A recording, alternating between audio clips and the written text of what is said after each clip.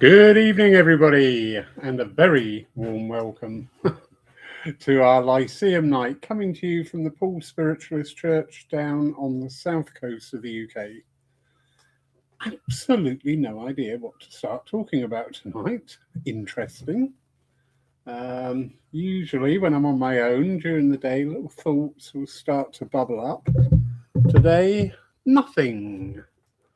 So I'm just going to sit here for an hour looking at you. No, seriously. Excuse me. Very toasty. What's going on? Good question. I mean, our outer world is full of turmoil at the moment. It doesn't matter what country you're in. The politics, the behaviours, the aggression which is creeping in. It's everywhere, absolutely everywhere. And it's easy, isn't it, to point fingers and say, well, it's because of that, or it's because of that, or it's because of that. I don't think it's one thing. I think it's a whole spectrum of different things adding up and creating this energy in which we're trying to navigate. Excuse me. And naturally, our world in spiritualism, we are not going to be insulated against what's going on in the outer world. We are part of the bigger picture. We can't escape that. But we, like many other followings and many other religions, creeds, faiths, whatever, we all have our own tools. We all have our own understandings of things. And it really is, when times are tough, this is the time when people start turning inward onto their faith, whatever their faith is. So what have we got to offer as spiritualists? Well, if we navigate our way through everything that's going on online and on social media and yada, yada, yada, past all, the egos of people, the repetition of things. There's a lot we've got to navigate through. And it's stuff that was always there. It's stuff that, it's always been there. But it just seems like now we are noticing more because our senses are getting heightened, because we are becoming a little bit, not defensive, but on guard. On guard, we're wary. And when you're wary, you start to notice things. And having to be on social media for the church and to share my jokes and to share pictures of a cat comes at a price. I know, very, very common thing now. People say, don't watch the news anymore. I was very much of that ilk in the first lockdown. I found watching the news every morning was making me depressed, so I did stop watching the news. But then I felt cut off and a bit isolated, and not knowing what the hell was going on anywhere. So I switched my news choice to Al Jazeera, which I find perfectly adequate. They just say, on this day in this country, this happened. And that's fine. That's all I want to know.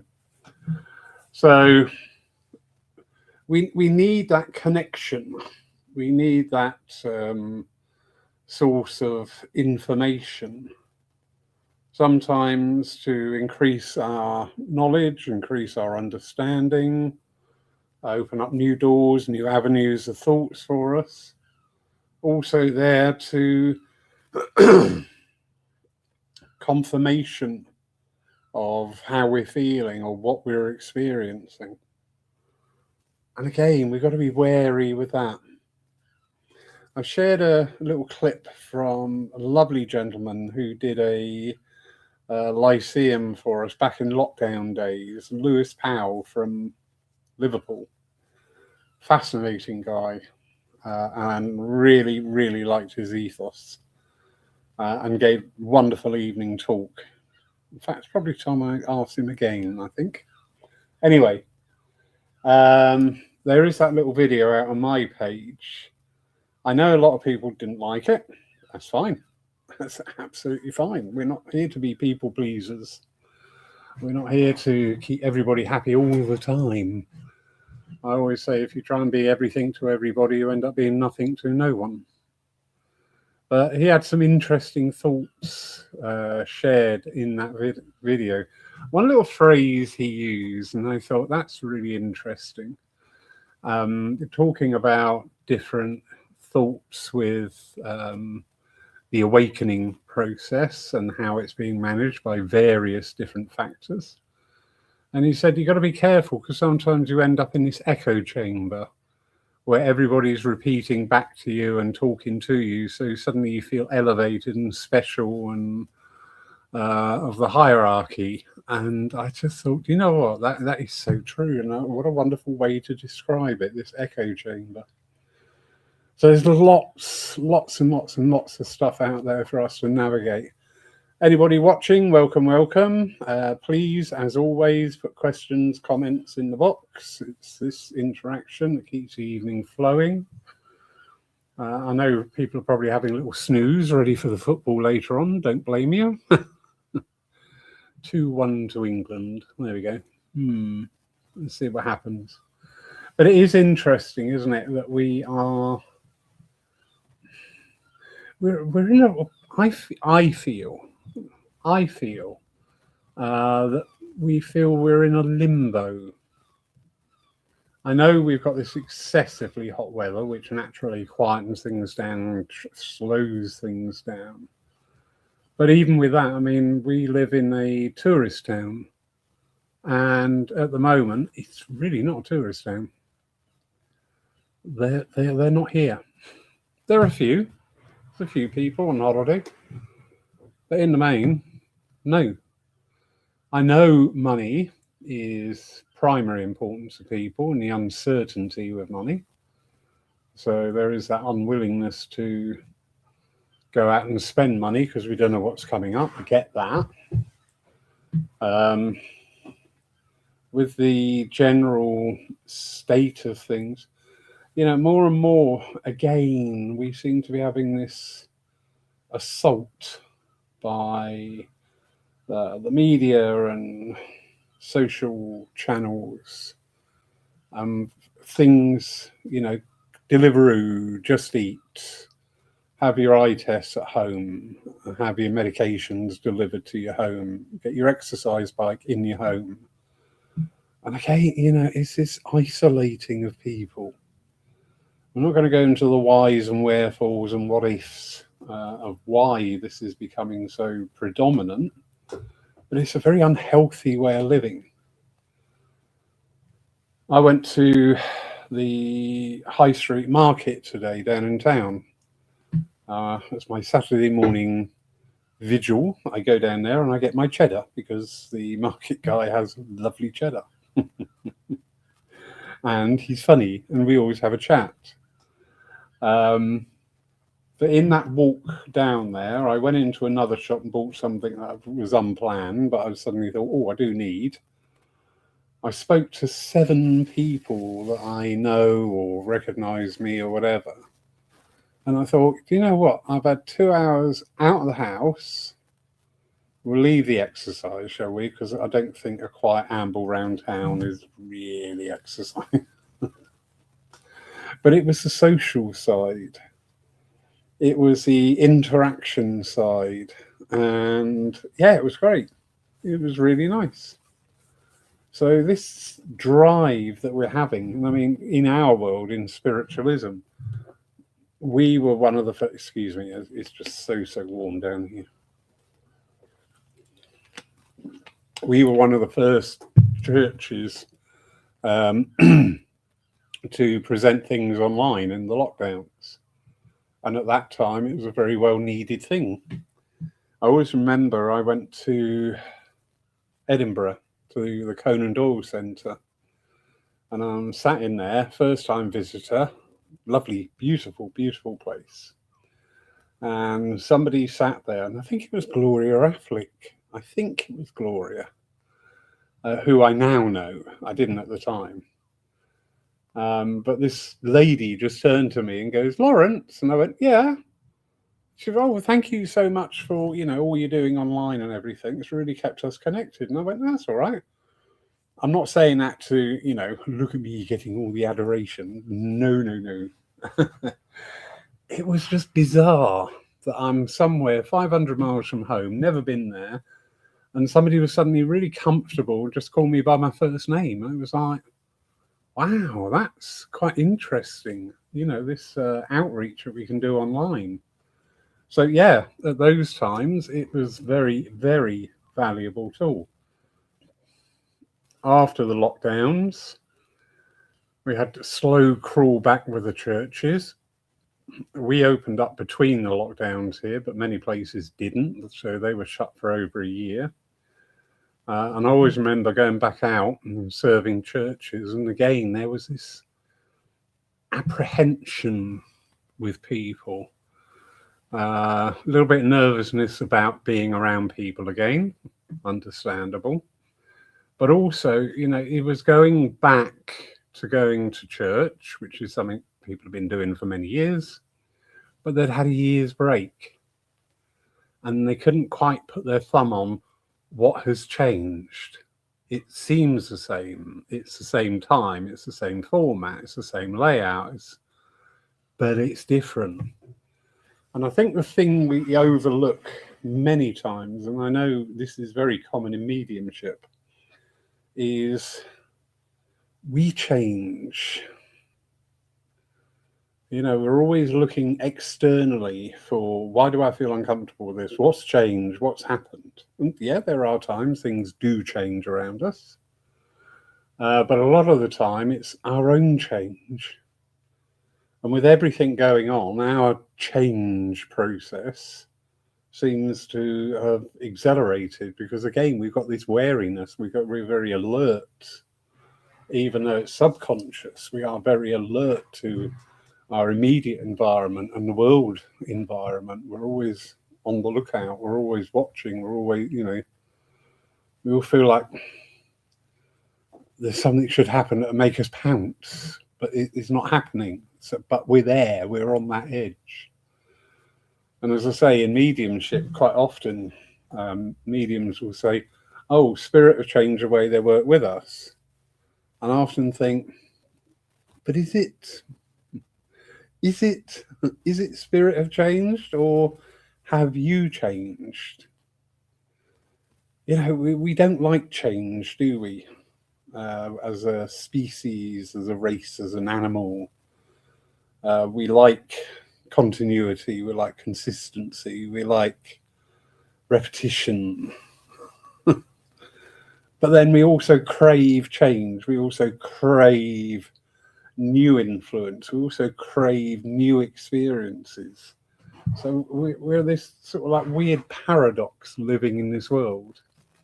There's one half of us doesn't want anything to change, and the other half of us is crying out to go, "Please, I need something new. I need to get my teeth into something else."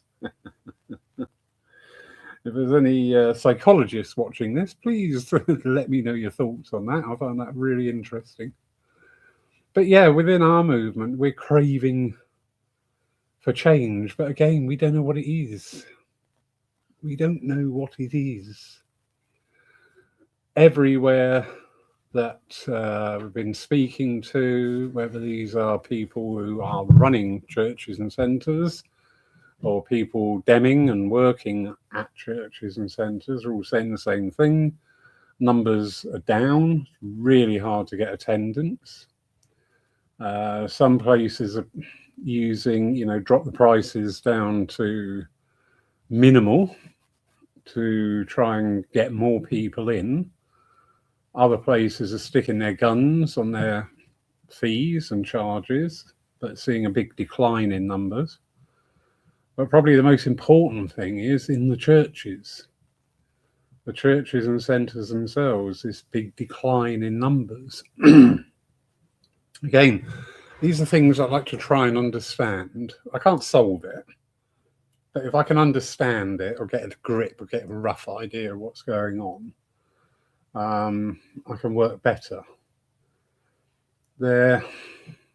I do wonder, it's a question, we've got people watching tonight, so hello. Have the churches, and I've got to be careful how I phrase this because it can come out really wrong and it is not meant in that energy at all. Pre-COVID, it was always pretty standard, wasn't it?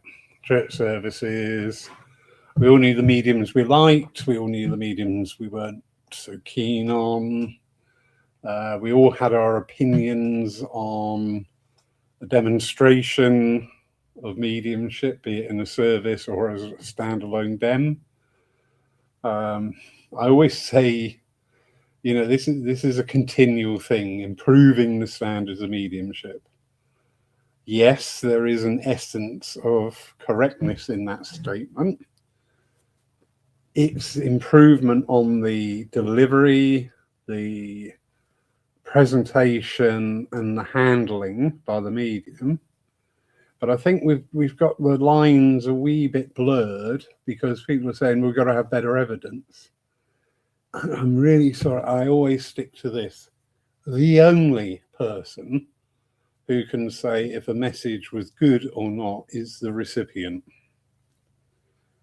Really is, unless it's appallingly bad, unless it's, you know, outrageously awful, or even outrageously brilliant. Only the recipient can do that. But we always seem to have this thing about, oh no, we need to give better evidence. And I ask mediums who sit and we learn together in circles and groups, you know, what constitutes better evidence? That's always an interesting conversation because you've got two lines. You've got evidence and you've got information.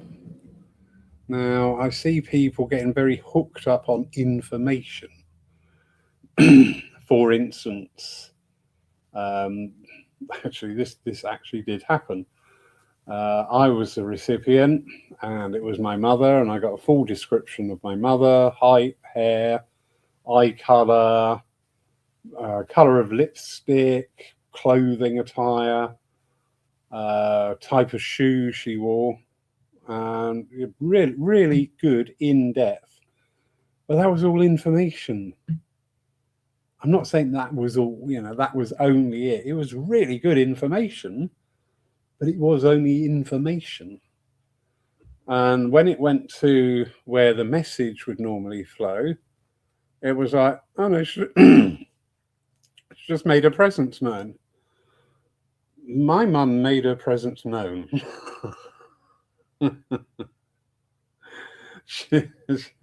God bless her.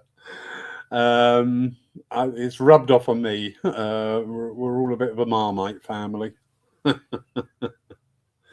But she made her presence known, and she would always have a comment. She would always have something to say. So I just thought, you know what, the information was great, but the evidence wasn't there because my mum, and normally when my mum comes through, I'm getting a rollicking for something. If your dad comes through, it's support on my spiritual side. My mum comes through, it's what I haven't done. Which is great, because that's exactly the way it was on Earth. So yeah, it's so I do wonder with this fall in attendances to churches and centres, are people now, and this is an open question, this isn't a statement, it's an open question, so whether they're watching now or later on catch up, it's something you can drop in the comment, so keep up with them, or just have a ponder. Has the message of the continuity of life gotten home to people. So we're getting to a point of the messages, they haven't got the status, the importance that they used to have within our churches. Our service format is like this big build up, isn't it, to this crescendo, to the star turn of the service. And now, ladies and gentlemen, for your delight and delectation, we are going to talk to dead people. I'm not being rude, but that is sort of like the energy. Not everywhere, I understand that. I had a really interesting conversation with somebody who I really rank there, really do. I won't mention their name, you'll be embarrassed. I really do rate them, and was talking about presentation values on platforms. I'm fascinated by some of these theatre mediums who can bring in 300, 400, 500 people into a theatre, yet in a church, and you can have a demonstration with an equally as good medium, and you struggle to get in double figures nowadays. Really weird. So I was looking at how these, the theatre mediums, what are the factors that make them fill a theatre?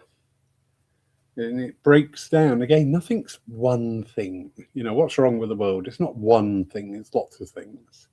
How do you fill a theatre? It's not one thing, it's lots of things.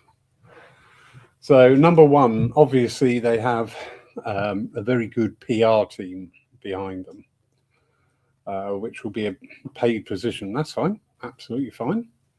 So they've got this PR machine in the background. Promote. They're in a theatre. Now, theatres all tend to have advertising in-house for things that are coming up over the next couple of months. So it's always there. There's always a poster. It will be on the programme. I was looking at the programme from our local arts centre, and it comes out every 3 months, which I thought, that's quite a good idea, actually. Because it's a hefty, it's not a flimsy newsletter, it's a hefty little book. But it's the sort of thing, once you got it, you would keep that home and you would pick up and just flick through. So you've got really good advertising there. And you're reaching a whole different spectrum of people in the theatres. Us spiritualists, we are awful at our advertising. Guilty. We are terrible at our advertising. Guilty. Because we advertise all the time in spiritual this, spiritual that, mediumship this, mediumship that. We're not coming out of our comfort zone. I know I've done it in our local community groups. You advertise and you get a few knockers. So what? You just block them. It's really not hard. If somebody wants to put a banal, uneducated comment, a little angry face, that always gets me, a little angry face. Bless them. If they want to do that, that's fine. Just block them. Okay, obviously my posts are offending you, so I'll take my posts away from you. Have a nice day. Wonderful. So, yeah, the advertising in theatres. There is also the... I nearly use the word, and I'm toying. Yeah, I will use it. Showmanship.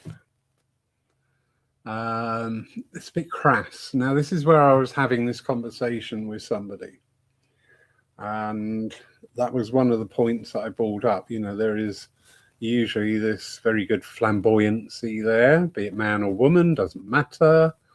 They can be very engaging. You're going out to watch something, and you've got somebody there who can really hold and work a room. This person I'm referring to, just in their comments back, said, isn't it, I can't remember the exact wording, but this is the gist of it. Isn't it a shame that we got to look at our craft in the form of entertainment when we're actually sharing one of the greatest truths that ever was known? And I thought, yeah, it is. It really is. We don't die. Hooray! We're now going to have an intermission with chalk ices. Hooray! It's bizarre. It really is bizarre.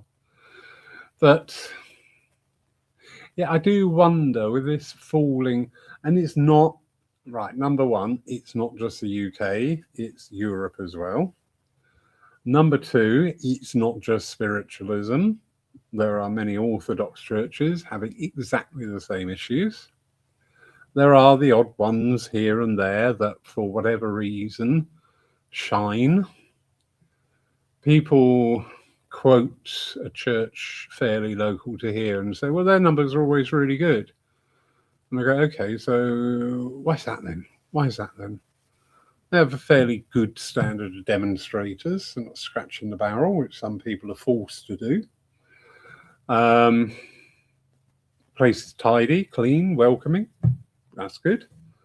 What's the other factor then? What are we missing? They're in a very high density housing area. All around them for miles is housing. Now, other churches may be in town centre locations, so it's a real go-to destination. Whereas some of the churches, so there's all sorts of little things, and they all add up. You can never hone it down to just being one thing. You could have a big church, beautiful church in the middle of a high density housing, brilliant mediums, but the people on the door are horrible and growl and surly, and you're not going to get anybody in. You just got to keep fine tuning all these little variables going on. But have we done this? Have we done the message to death? Excuse the pun. Cat Goddess, good evening, darling. How are you? She's saying here, right, pretty sure we all want our cake and eat it too, at the least some extent, wanting two or more things and sometimes very different things, like staying the same or changing too. Yeah, going back to the earlier part of the conversation. It's funny. I always remember there was a program once, and it was about Epping Forest. I live such a boring life. Seriously, I do. People say, do you watch Netflix? No, but there's a lovely documentary about Epping Forest the other night. It's so sad. Why am I not married? But in that, they were doing all these surveys, and people would drive to Epping Forest, being the lungs of London, as it was called, and they would park their car on the roadside and sit on the roadside and have their picnic. They wouldn't venture into the forest. There's this huge road, and all the way along are all these people who sat there having a lovely jolly picnic on the edges of the roads, but surrounded by miles and miles and miles of green forest and beautiful views. And I just thought, that's really interesting. That's really interesting with people. We're going to go out and have a day in the forest, which equates to I'm going to go and sit on the roadside and look at the forest. I won't go in it because that's dangerous. I don't know it, but I know the road. So yes, yeah, it is different things and staying the same. But when we bring that to looking at our slice of the cake, our world of spiritualism, it became very apparent when we first went online and talking to all our wonderful friends in Europe. We didn't realize how lucky we were in the UK by having so many churches, so many centres available to us. It's always been there. We just took it for granted. Then when we branched out and we got more integrated with all our European friends, this dawn of realization came on that, you go to Europe and there are no churches. There are no centres. Changing now. There are things happening now. But still very much the desert. And when we go back in time, there was a different energy in our movement. Because number one, it was a movement.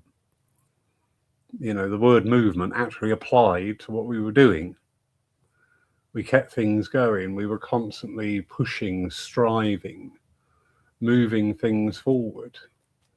But then, as society changes and the world changes around us, so did we change. We lost the camaraderie between churches. It used to be a very common thing that Church A would engage the services of somebody very well known, and they would talk to Church B and C, and between them they would run a very successful weekend where whoever it was, the visiting demonstrator, would work at Church A one night, Church B the next day, Church C the following night. It was, you know, it was this shared thing, this shared experience. I've done that a few times with some places, and I'm reviewing that now because people are very happy to take things, but there's not a lot coming back. And I'm not giving to get, but it's trying to foster that, you know, two-way system with things. And you can see that as the change in society as well, because the more material-minded we got, the more material-minded the churches got. The more the bills started to mount up. We do a thing here. Every year we get all the utility bills, so it's the gas, electricity and water. Add it up for the year and divide by the number of times you've regularly opened. It just gives you a rough idea of what money you need to do just to open the doors. And that's gone from £21 to £49. And that's by jiggling all the utility suppliers as well, constantly, to keep continually getting the best deals. This time of year, laughing. Come winter, the minute the gas goes on, bang. That's a rather unfortunate expression. Just to rephrase that, the minute the gas goes on, that's when the prices go up. I'll put it that way. That sounds much better than bang. Yeah. So yeah, we having to balance the books all the time, and of course that can make us quite insular on things.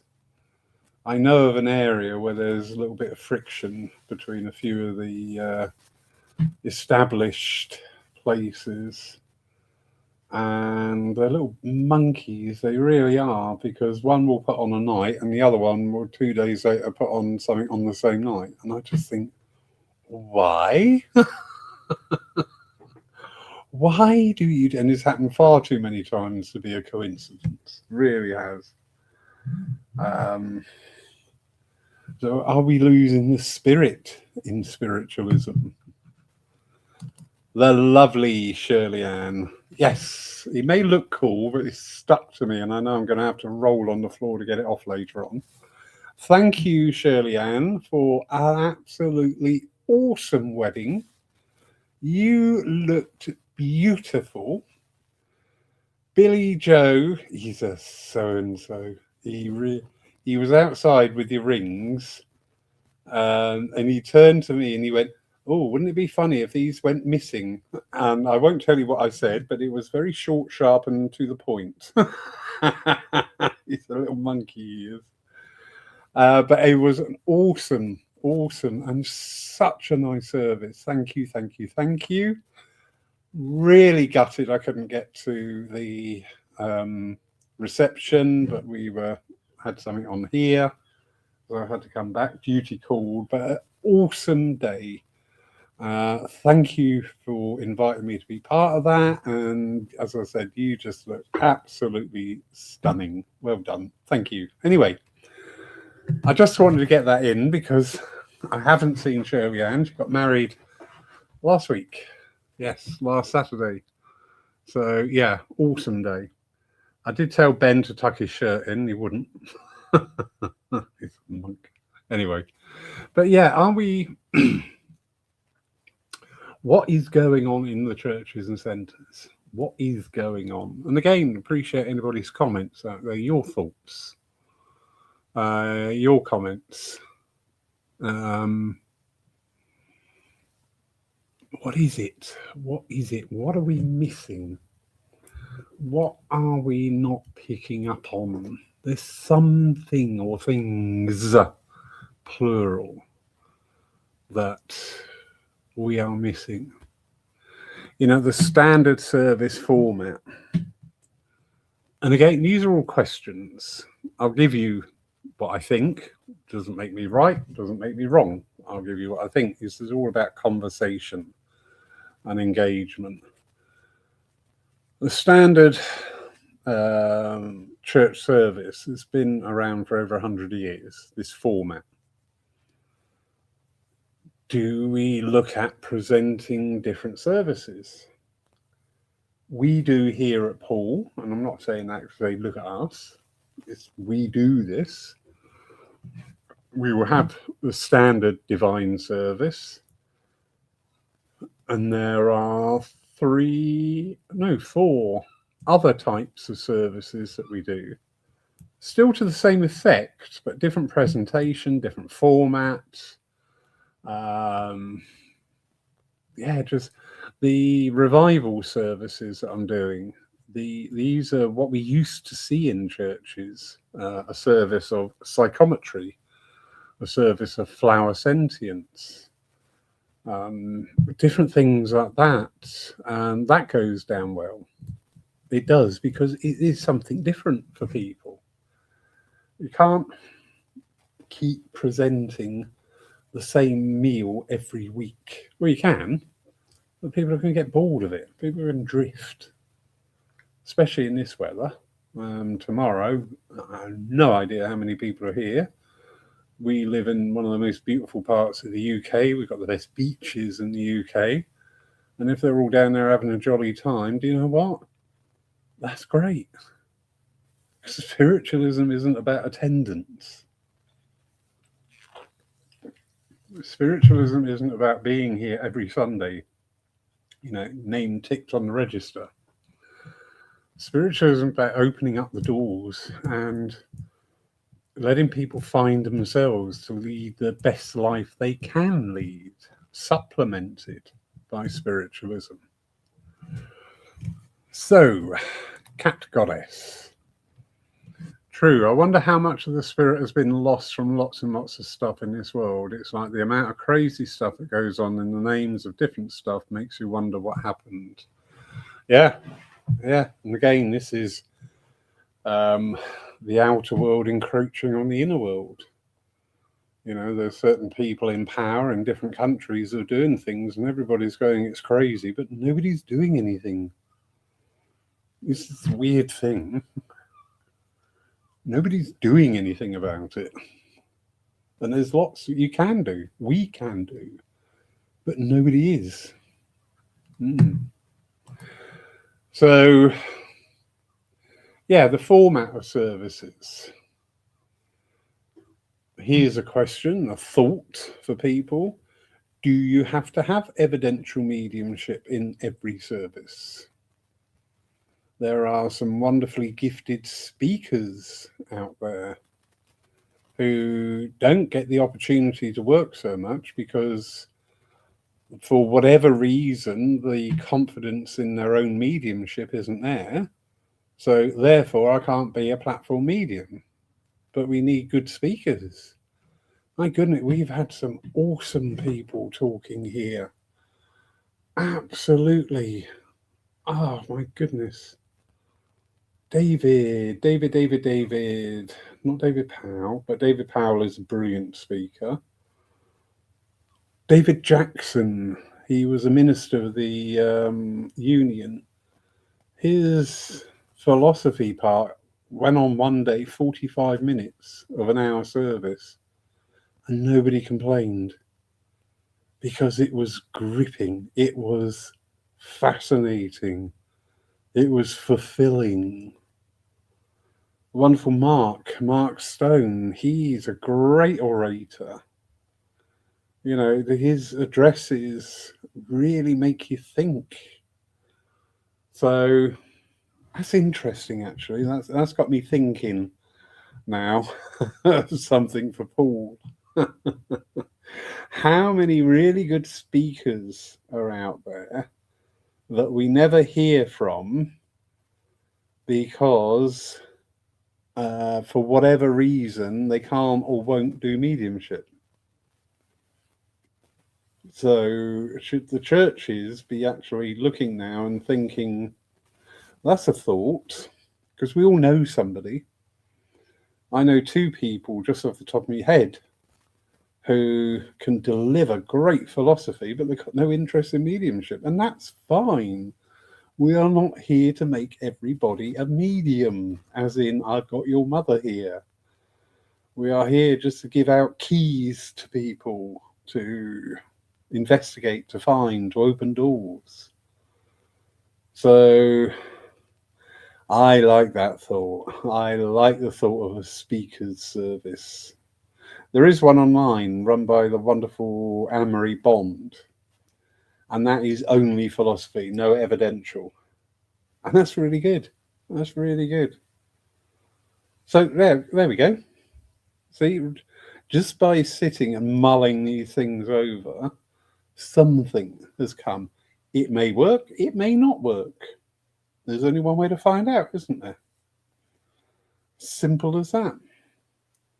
But the other challenge we will face is, and I've seen this, and this is not detrimental to other churches, is just a statement of facts as I see them.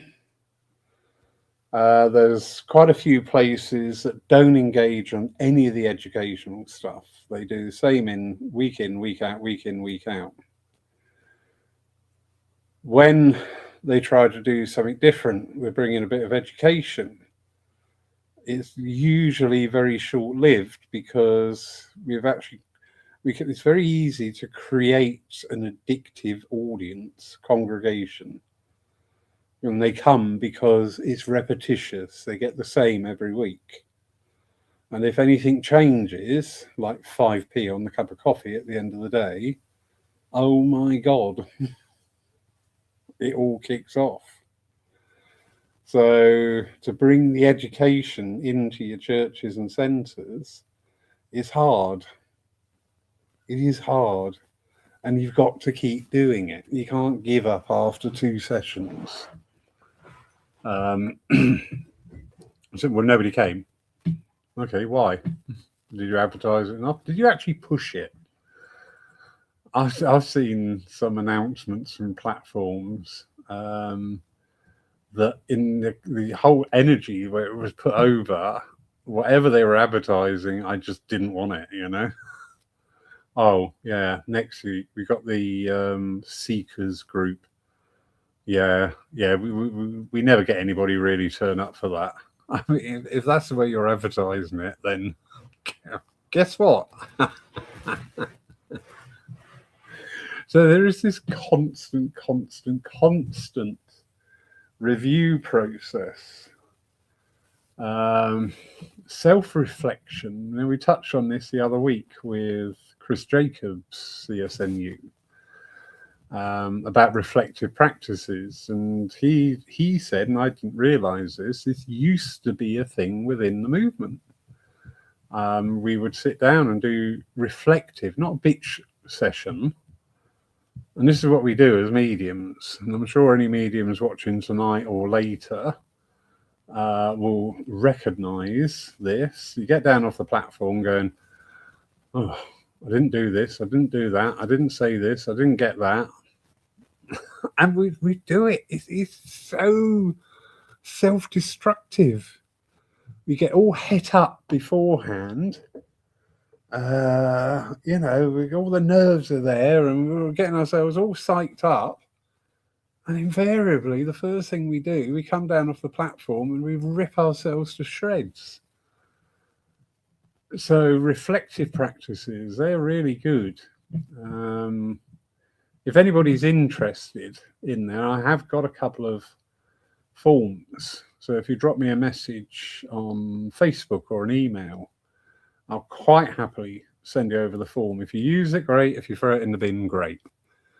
But it's just to make you think about, yeah, look at where could you improve, not what did you bugger up, not put over in that negative energy. Where could you improve? Where did you excel? You know, how many times we get that? How many times the medium come down? You know, I do it. I forget where I was. I just got to the last message and it was an absolute stonker. Everything just worked. It was awesome. And I was so pleased with it. And the chair said, "Oh, we got time for one more." And nope. Nope. I'm going out on the energy of this one. I don't want to go in there and fluff it. And when I say it was really good and a stonker, that's not me being big-headed.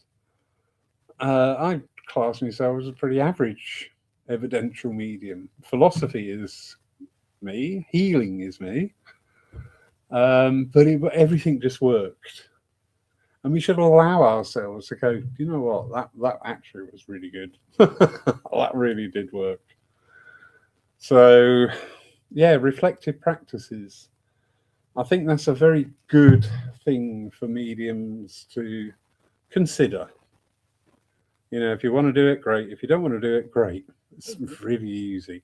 But I found it really helpful. I've been using these forms and I found it really helpful just to go back and analyze what I did, where I was, how I was, what was I doing before, you know, and just all these little things, and just start early days, but I know I'm going to start seeing a pattern. And the pattern will probably be give up doing mediumship, Lawrence, and that's fine. The lovely Stephen Baker. Good evening. Spiritualism is looking like blockbuster video, dated and technology has moved on. People are less interested in spirit communication because we have the world at our fingertips.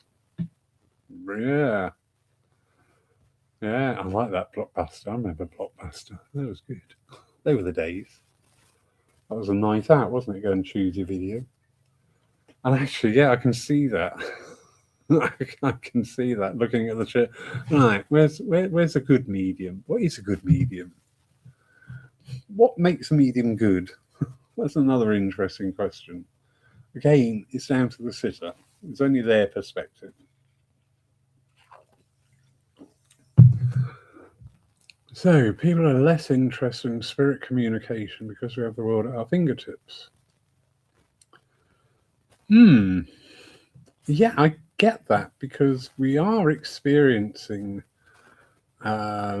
different questions now coming up from people, and some different people investigating. We've got to remember this. People will come in and investigate spiritualism. Now, at this moment in time, we are all aware of the infighting that is going on online. So that's a barrier for people coming in, because don't forget, you know, anybody can see all this pettiness. We've also got, again, social media and human psyche are to blame here. We've got people believing their own posts about themselves. I've never seen so many dazzling, not to be missed, amazing. Oh, what was it the other day? A stupendous. We had a stupendous the other day as well. Self-descriptors being applied. And again, you know, it really does us good to sometimes step out of being a spiritualist even, and then look back inside as a person. It's hard mindset to do, because we're constantly making excuses, adjustments, understanding of things that aren't being said, or so assumptions about different posts and things. But if you can just sort of like go out and come back in and go, right, I'm interested in spiritualism, what is there?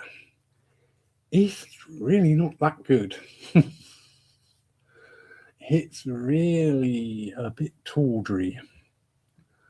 There's an awful lot of claims, big claims. These not to be missed.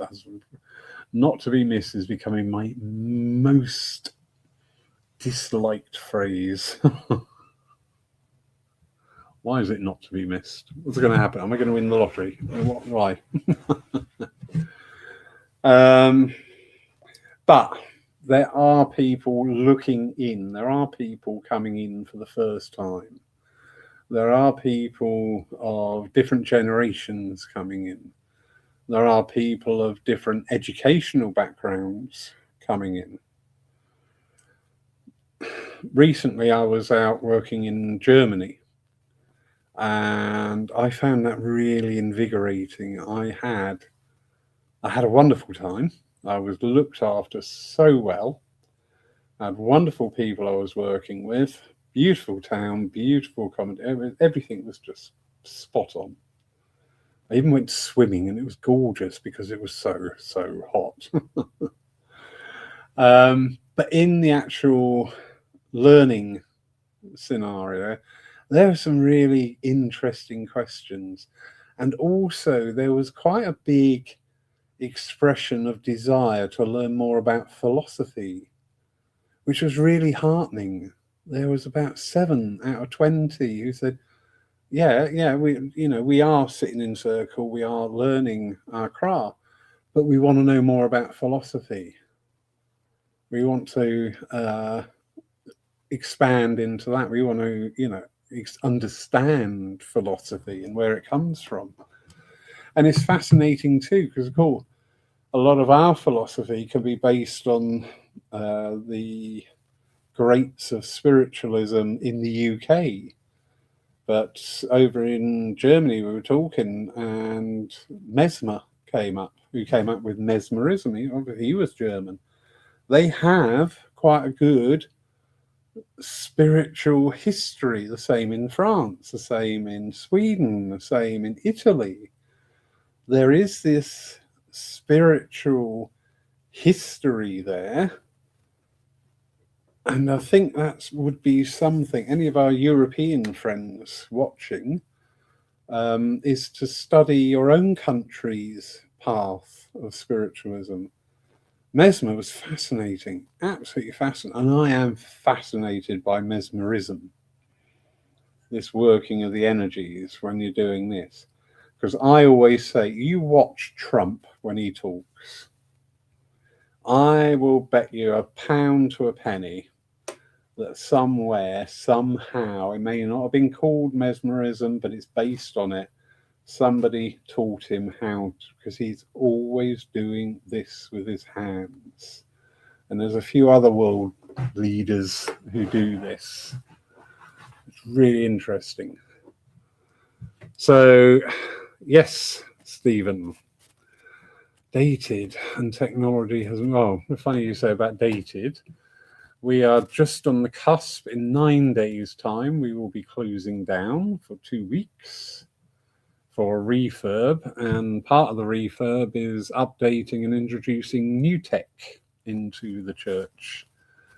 We've got new streaming gear, because the box we're using, although it's quite trustworthy, if it goes, we can't get it repaired. It's outdated. That'll be it. So there's new streaming gear coming in, there's new mics, lighting, sort of thing. And there's this great big screen going up. It's huge. There'll be a really big screen going up behind. The platform's going to be much wider and shallower and longer and longer. And there's a big screen going up, so we can incorporate that with letting you know what's coming up during before the service, play music through it.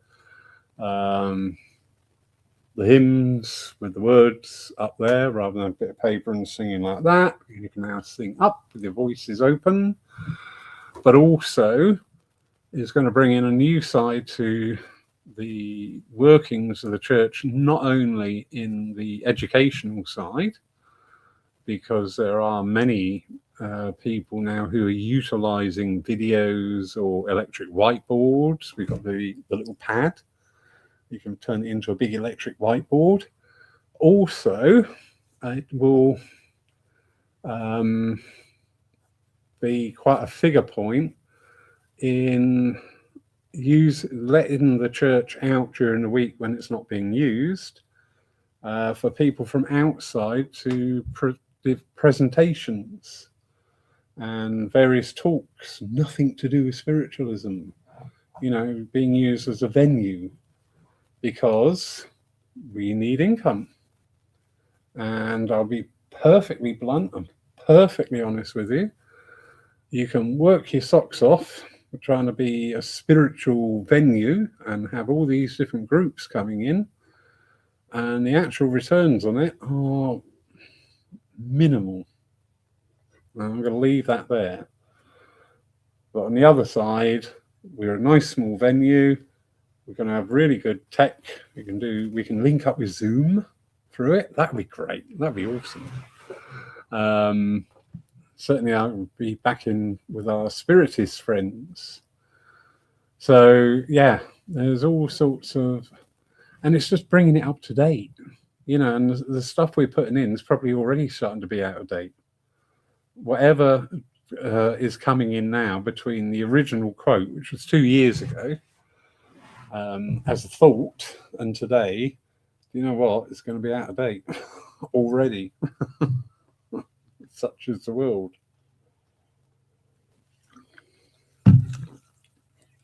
Touch on something there about enabling the church then to function on different levels. So not every time we open the door is going to come with a message attached. Do you know what? I think that's one of the things that we really do fall down on. Everything we do, you've got to have the opportunity to put a message in there. Oh, we're going to have a coffee morning and it'll be so-and-so and so-and-so doing the readings. We're having this and that a group and so-and-so, they'll be there doing for goodness sake. Try opening your doors and not giving a message. Some people don't want to know. Some people are not interested. Trust me, they are there. And the worst things with spiritualists is we keep trying to make everybody a spiritualist. Sorry, I just got distracted and I'm very easy distracted in this weather. Where was I?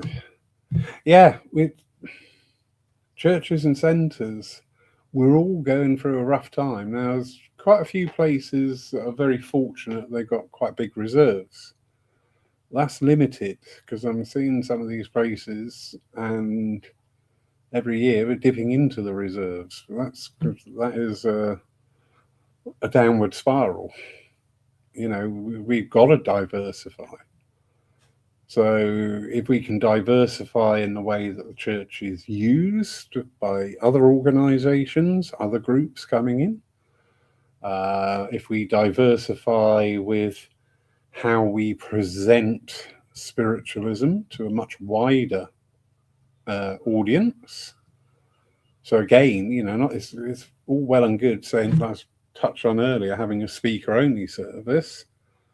Well, if I'm going to do a speaker-only service, and I think I am because I really like that energy, I can't hamstring myself by only advertising it's a spiritualist. You've got to get out there. Got to get out into the local community. Every community has got a community page. And yes, you will have some idiots putting stupid bloody comments on. So what? Really? So what? It's only offensive if you make it offensive. If you just go, oh, for God's sake, delete, block, job done, Yeah. So where are we? Where are we? Well, we don't know, do we? We don't know. We're juggling. We're struggling. We're so many things. That's funny because I've just thought I was talking about the lovely Chris Jacobs, and there's a comment from Chris Jacobs. Hello, Chris. um, Good job I said something nice, wasn't it? Ignore that. I would never do that. But yeah, where are we? We don't know. We don't know. But there are options out there. There are options out there. And well, we saw it with the Christian church. And I think this started before COVID. But they realised falling attendances, falling numbers, and they did something about it. And they started these, is it the life churches, church services they do? I went past one of our local churches, big old affair. You know, it's proper church, big bells, the works, everything. And it must have been at the end of their service. And I was gobsmacked because there were hundreds of people coming out, and they were of all ages, and they were with families.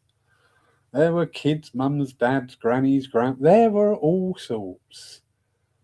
And I thought, that's really good. And again, you know, change. We're all craving change, but we don't want to change things. I know one of the things they brought in was live music into the service. I also know firsthand that a certain percentage of the congregation were not happy. They were not happy, but they pushed through with it. And you know what? Again, if you try and be everything to everybody all the time, you're going to end up being nothing. There are times when you're going to have to say, I understand what you're saying, you know, I am listening to you, but it really is, if we don't change, we're going to die. You know, this is evolution. Do the fish sit in the river saying to the other fish with feet, go, no, you can't do that?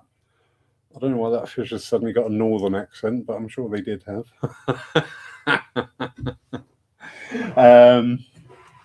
Yeah, you can't do that. You can't walk across land. Don't be silly, lad. Get back here. You know, we're always going to have this thing. But there is opportunity. There is always opportunity. It's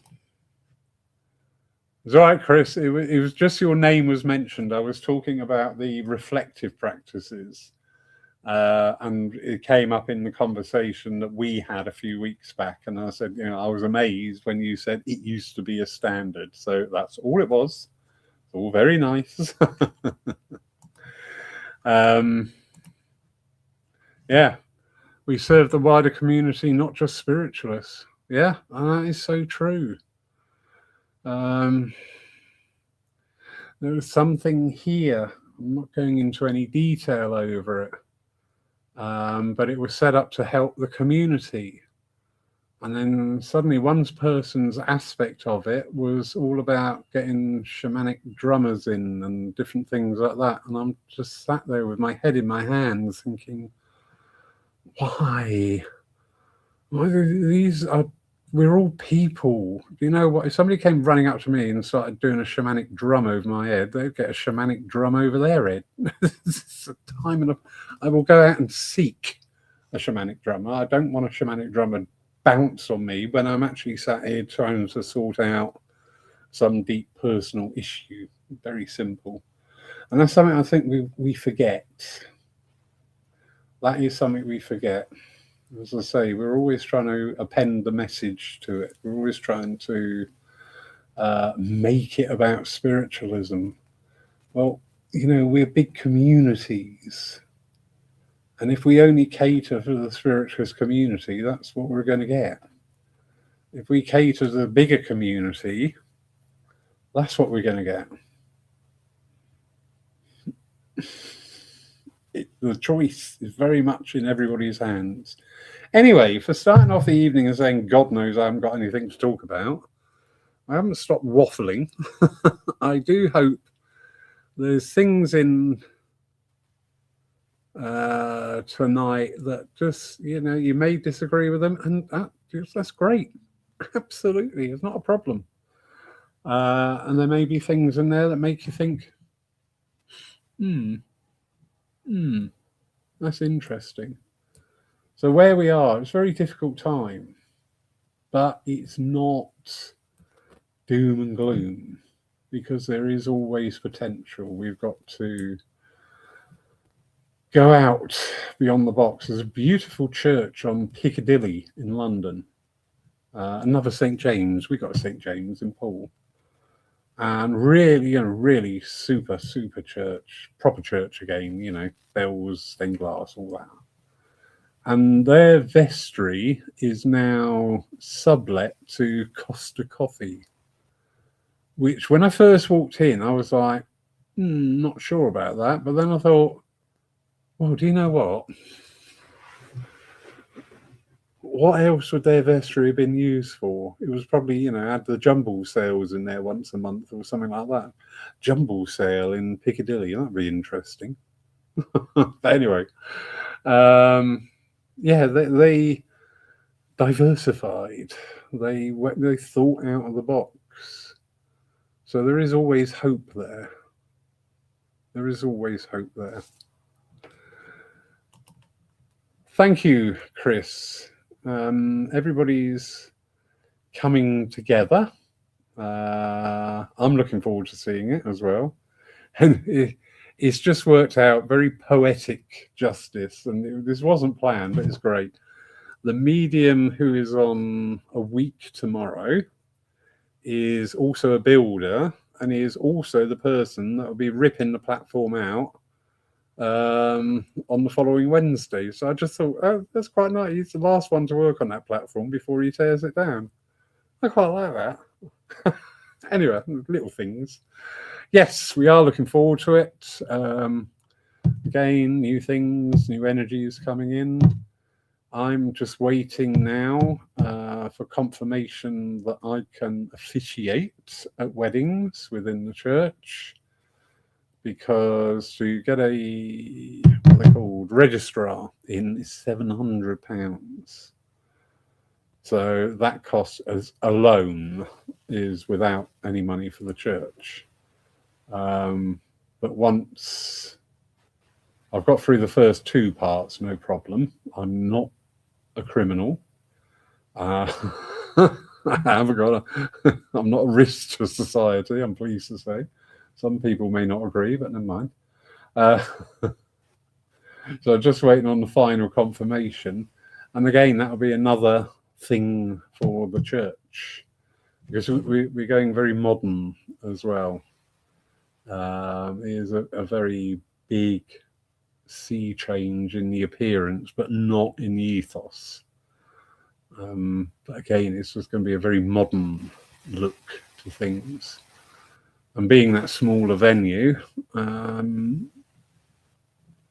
once it's all confirmed and it's go, I know that people will like this as a venue for their wedding, because it's the intimate venue, and again, it's going to look very, very different. But anyway, shut up, Lawrence. I've been waffling now for an hour and 10 minutes. I'm quite impressed. Thank you, everybody who's here tonight. Thank you for your input. Lovely to talk with you.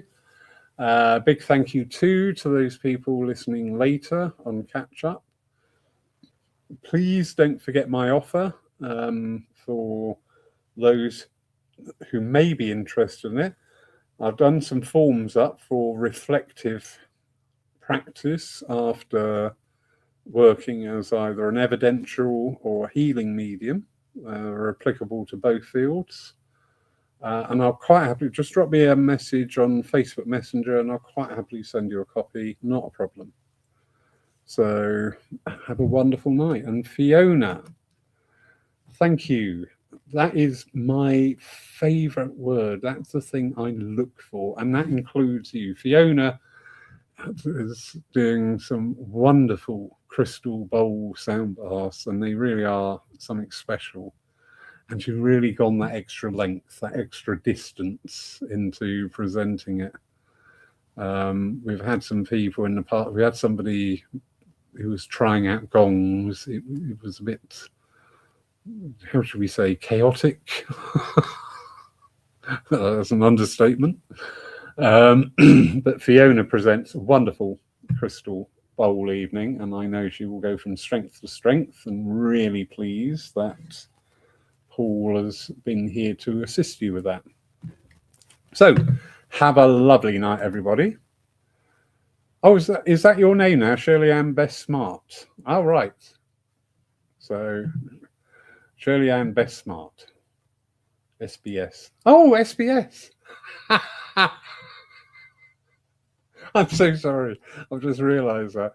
In Poole, we have Hamworthy, which is the Marines base, and that's where the Special Boat Service is based, hardly known as the SBS. So I'm so sorry, Shirley Ann, but that's really going to stick. And it's too late to change it. Anyway, have a wonderful... I'm going to get so hit when she comes in next. Have a wonderful night, everybody. And as I say, you know... yeah. Yeah, you have. Sorry, mate. Have a great evening. Don't forget, you can watch our service live tomorrow. That will be with Amanda Herod and Lisa Hunter. The service the following week will not be streamed. That medium isn't keen on being streamed, and that's absolutely fine. Fingers crossed. We will be back in church for the services on Sunday, the 2nd of August, and we have the delightful Mark Stone taking that one. That's what we're aiming for. Building works, you never know. Keep up to date online. Have a wonderful evening, everybody, and God bless. Bye-bye.